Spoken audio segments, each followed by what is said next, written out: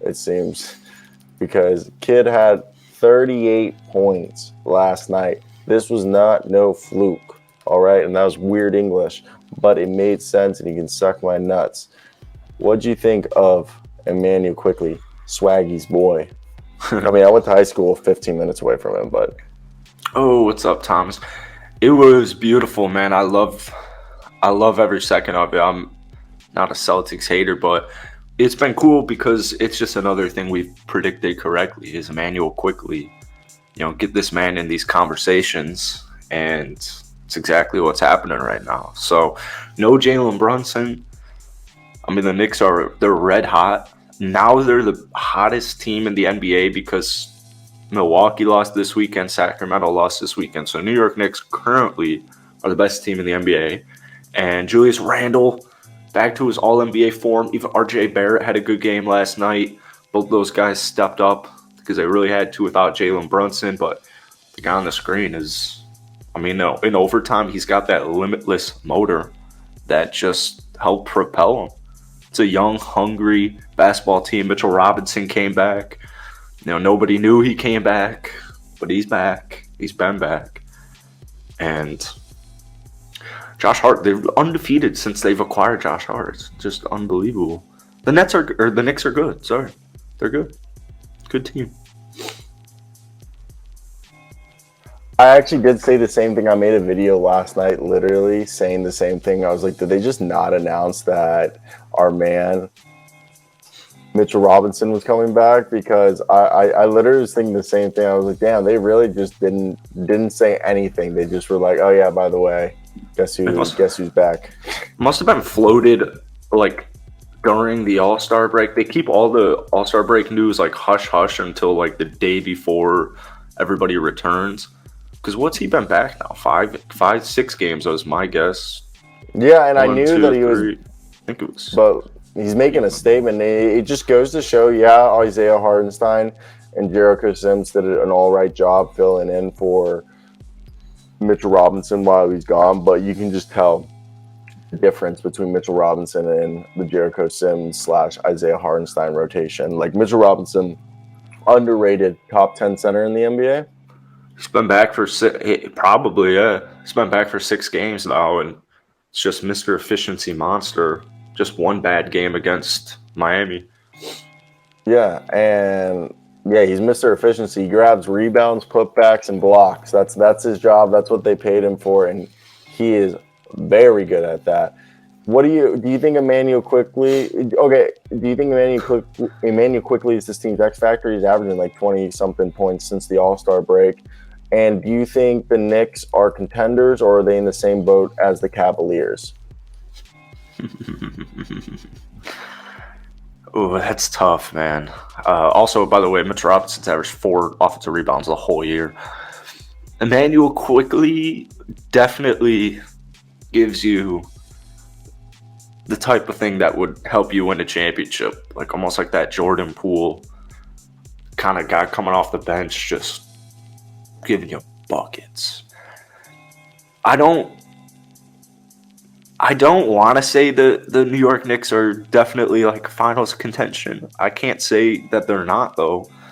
I mean, all of these teams have flaws, as we're seeing right now. Robert Williams with the Celtics last night, great example.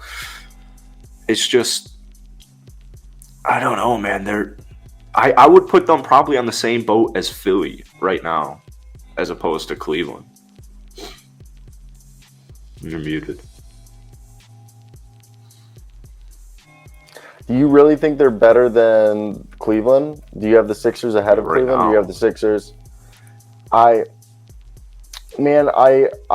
think they're better than the Cavs, and I guess, yeah, if I had to say, maybe I do have the Sixers in front of the Cavs. So this is definitely a team that I think is deeper with Josh Hart being there. Josh Hart's just so fantastic. They have multiple wing players who can guard multiple positions.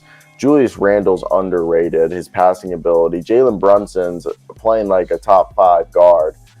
And they're so good that Evan Fournier and Derrick Rose aren't even playing. And I'm not saying Evan Fournier and Derrick Rose are good. It's just, there's other teams where Derek Rose and Evan Fournier would be, rotational players at the very least for. Yeah. It's just, I mean, once we get to the playoffs, it's gonna be more interesting. Cause everything is different. And it's not like Boston was coming off a back-to-back or anything like that. But everybody's well rested once you get into the playoffs. Yeah. It's just like who's playing where. Like, so I have to see it to believe it. But I mean, right now they're not giving me a reason why they wouldn't at least take Boston or Milwaukee to 6 right now. The East is just completely wide open. These aren't the same Celtics from last year, and these aren't the same Celtics from the start of the season. So, no, I definitely think it's interesting to think about, like, the fact that this is what do you think is holding this team back from being able to, I guess you would say, be a team that we would say is threats? RJ Barrett. When he has a game like he did last night, that's what you want. Am I right? Yeah. Well, what do you elaborate on RJ Barrett? It's too inconsistent. It's just too inconsistent. If we could see RJ Barrett last night, would he put up 29 and 10 rebounds? Something like that. That's the RJ Barrett I took so high in the draft.